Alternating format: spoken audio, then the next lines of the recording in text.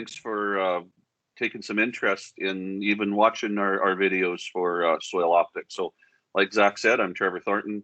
We're the Western Canadian distributor and supplier for SoilOptix.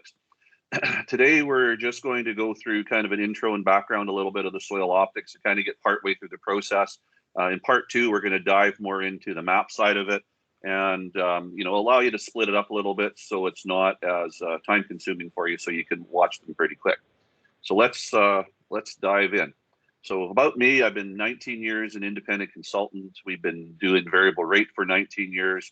5.5 years of SoilOptix. Coming this spring, we'll be starting our 6th year with SoilOptix. So we're pretty excited about that. We saw a presentation at a Precision Ag show the winter of 2016, and it really intrigued us what they were talking about on the SoilOptix. So through a lot of discussion with the folks at SoilOptix at the time, we had a sensor to try in the spring of 2016. We were impressed enough with what we saw and with what we showed to our growers that we owned a sensor for the fall of 2016. Now we're mapping with 3 sensors from Thunder Bay to Peace River in Western Canada and Northwest Ontario. Potentially this spring, certainly next fall, we're heading into the BC region as well. So again, excited about adding these new territories and areas. So you can see just the map of where we've dropped the sensor and mapped some fields in Western Canada. This spring, we're very fortunate. We're going to have the opportunity to start doing some mapping down in this area of Saskatchewan. So we've got a good coverage. We've got a lot of maps. We can just about show anybody in Western Canada what maps from their area or close to their area would look like. So we got a good broad spectrum of examples to use. So what is SoilOptix? SoilOptix is a pre-calibrated geological instrument. It comes out of the geology world. And why is that important? Well, because we are measuring gamma radiation, and they use that a lot in the geological world to trace minerals, to trace rock outcroppings, but this one's specifically calibrated for agriculture. So we're measuring the Earth's naturally occurring geological energy. Very specifically, we're measuring cesium, thorium, uranium, and potassium. And the reason that those nucleotides were chosen is because they're very stable and they don't change a lot over time. So we don't need to go in every year or every 2 or 3 or 5 years even to remap a field. Once it's mapped, we have that raw data that we can move forward with. So we're talking about the repeatability of the data over time. And you can see between these 2 images, they're very closely related as far as their colors, which is being represented by the total count in the background. The thing is these images or these maps were sensed 6 months apart over winter. We have a fertilizer application that went on, so you can see the fertilizer applications do not change the sensor data, and it was a different sensor, and each sensor kind of has its own unique personality. So although the raw numbers might be different, the patterns in the field are identical, which shows us the stability in the sensors that we can use them, repeatability to recalibrate fields in the future. A little bit of SoilOptix history. This is just kind of where they came from, just so you're aware. In 2013, research started on gamma use in agriculture. In 2009, the Ramers started Practical Precision in Ontario. They discovered the SoilOptix technology in 2010 and started doing their own research in North America. 2013, they started offering it as a SoilOptix service. In 2017, they actually separated the SoilOptix service out of the Practical Precision umbrella. So it's a standalone company now. And then here we are in 2021 with, they've got sensors all over the world and growing. Plus, we've growing what we're doing in Western Canada as well. So we look at the SoilOptix process and what that's all about. It all starts with the survey. So the sensor is a non-contact, pre-calibrated, passive sensor. And by passive, meaning think of it as a sponge. It receives data. It sponges that data up. When you look at other competing sensors in the marketplace, they're all active sensors, meaning they need to send a signal out and get a signal back. So our chances of gathering poor data or having something interfere with that data collection is reduced significantly. You mount it on the front or the back or wherever you want on a collection vehicle about 2 feet above the ground, basically start driving. For best results, about 12 mile an hour is your top end speed, although we have done some diligence and done some different settings with our system. Our system, we can travel a little bit faster. And then as you're driving, the sensor's dropping a point about every 3 to 5 feet. and we're traveling about every 40 foot on the field. We do have some fields that we've gone narrower because of the extreme variability in them, but for the most part, the 40 foot seems to work really well. So these are just some samples of some collection vehicles that the SoilOptix crew has around North America. So you can see the sensor mounted on the back of these two vehicles on the front of this gator over here. And the GPS is put on top of that sensor. So we want that to correlate very strongly to GPS location and where those points are being logged. This is a picture of our first optics unit. This is the sensor right here. This is a little bit bigger one than the ones that they have now. So we're able to mount it just a hair higher with our RTK survey grade GPS. Mapping some fields in Thunder Bay on top of snow, so you can see the moisture from the snow in the fall doesn't affect the sensor readings at all. Then we decided to add a Jeep into our system after seeing what the SoilOptix folks in Ontario were doing. It worked great from transport between the vehicles, very comfortable going back and forth, but it did leave some marks in the field. And we had a few growers not complain about it, but make some comments. So we wanted to look at other options, but we do still have it in the fleet as an option. So in the cab, we have one computer mapping the SoilOptix data that's coming off the sensor. We have another one that's doing a backup logging of the elevation. We have a Trimble 250 that we use for swath guidance, not auto steer, but swath guidance, and then an iPad in there that we use to log the boundaries and or log our soil points when we're done mapping the field and start the soil sampling process. So we tried rented a big Defender cab in the fall of, I don't even remember which fall it was now with COVID. I'm all kind of mixed up.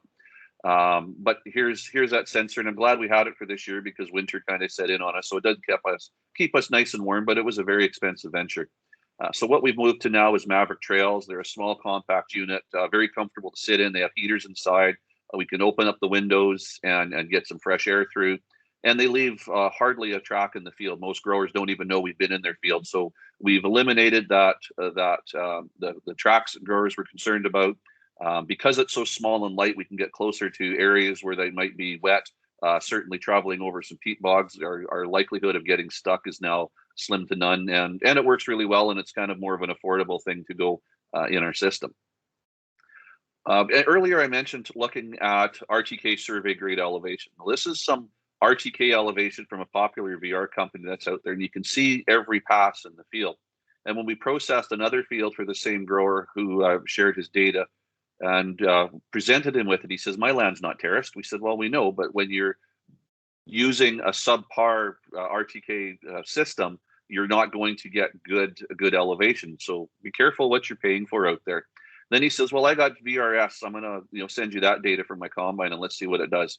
And this is a sample of one field. This would be somewhere in the middle of the quality of data that we got. Some fields were worked out not too bad. Some fields were worse than this, but it's really not elevation data that we can use to do anything with. So again, you got to start with good quality data. And again, I guess back to that old saying, garbage in, garbage out. So you got to be careful on what you're doing. So what you're seeing here is a picture of the raw data that we see in the buggy when we're traveling the field. You see that ranges from a red to a blue with yellows in the middle, and that's a strong correlation to what you're getting in the background for the soil. So the blue areas of the field usually mean lower CEC, sandier, lower organic matter. Your red areas are the exact opposite of that. So they're higher clay content, higher CEC, and higher organic matter. So when you see, depending on the field, it ranges quite a bit. There is no optimum map and optimum picture, and we don't pre-class anything. We go to the field. Each field has its own unique personality, and that's what we're trying to gather. We're trying to measure the differences and where those differences change in that field and then quantify that back with soil samples. So here's a picture of a field that we mapped in Alberta. Again, you can see the reds being a heavier soil, the blues for this field being the lighter texture, and then a color version of the topography map on that field. We also map out some high spots and low spots and drainage ditches. So if we ever want to do tile drainage, surface drainage, or land leveling, we have good quality data in the background that can be used, so you don't have to resurvey your field again. The sampling side of it, the sensor itself doesn't tell you what's going on with the soil data, just tells you where the transitions are. So we need soil samples to calibrate those numbers back. We've kind of westernized the process. We pull a sample about every 5 to 7 acres, depending on the field size, because it gives us better quality maps. We're not sure if that's because we have more variability or what's going on, But we did need to tighten up the sampling pattern to what SoilOptix wanted us to do. But with the technology that we're able to gain in advancements with what the SoilOptix folks have invested in and some of the people that they've invested in, the processing of the maps is getting better and better. So there's an opportunity for us to potentially look at spreading out those samples again. And then what's the projects that we're starting on now to see if we can spread the samples out. And then if we can do that, we can save a little bit of money and then pass that on to the growers. So just some pictures of us sampling in the field. This is in Western Canada, and this is on some hayland and grassland in Ontario. So the sampling point selection is pretty important because we're wanting to display the changes in that field. So we look at the total count map. We consider the topography when we're choosing our sample locations. We look at the stubble and the color of that stubble because that usually tells you what's going on in the background and how that correlates back. And then, of course, if the field has been worked or it's a low residue crop, we can look at the soil color because you can see those changes as you're going across the field. So just this picture of that one same field. Now, this is the processed version of the total count map, and you can see the soil points. So here we got a couple of points that are pretty close together. And then we've got this area here where we don't have a point in the middle, and we didn't feel we needed it. And when you look at that over 3D, you can see that some points are on top of the hills, some are on side hills, some are at the bottom of the low areas of the field, just kind of whatever suits that field best, because we want that to display, we want to measure the changes in that field and do the best job that we can when we're doing our sampling. So here's a picture of that same field I showed you earlier, but we're going to focus in on 4 plants. This field was seeded to fall rye when we sampled it, and it was really neat to see that correlation between what the SoilOptix was reading for a sensor reading to what the crop was displaying. So if we look at these 4 pictures in these 4 spots, point 1 was a yellow spot, so that would be kind of in the middle of your spectrum, and you can see the crop looks not bad, and the soil has a little bit of color to it. We get to point 2, which is a light blue, so it should be a little sandier. You can see the crop wasn't doing quite as good, but it's not bad. And you can see in the background, the soil's a little lighter in color. We get to point 3, which is a red spot. You can see now that the crop is thriving and doing quite well. And through the little bit of weeds that are there in the crop, you can see the soil color. So we got a lot of black in there, so higher organic matter. Versus point 5, which was a dark blue spot. So that means we're on the lighter texture of the field. And you can see, there's a fair amount of sand in these spots. And you can see also that the crop is not doing very well and thriving. So to make these correlations gave us a lot of confidence in what we're seeing with the quality of the SoilOptix mapping data. And then the magic. I'm not going to spend any time on this at all, really, but the magic happens once we get the samples back from the lab and the mapping from the field. We send this all to SoilOptix, and they basically take all that information and put it together to get it back to us. Now, this is where we're going to break for part 1. In part 2, we're going to dive into what the maps look like and show some field examples, explain a little bit more about the SoilOptix. So with that, we'll call an end to part 1 of our Tech Talk. If you have any questions or want to learn anything, by all means, reach out to myself or the folks at SoilOptix. We'd be more than happy to help you out in any way possible. With that, I'll turn it back to Zach. Alrighty, thank you so much, Trevor, on giving us an introduction to SoilOptix and ultimately what your process is out west. As you say, you have westernized the process, certainly. That matches a little bit more, obviously, to the variability that we do see in Western Canadian fields. So this is a great first video on introducing the technology to anyone that is interested in learning more. And be on the lookout for part 2 of Intro to SoilOptix, brought to you by Crop Care Consulting. And this has been the first episode of SoilOptix Tech Talks. Thank you. Thank you.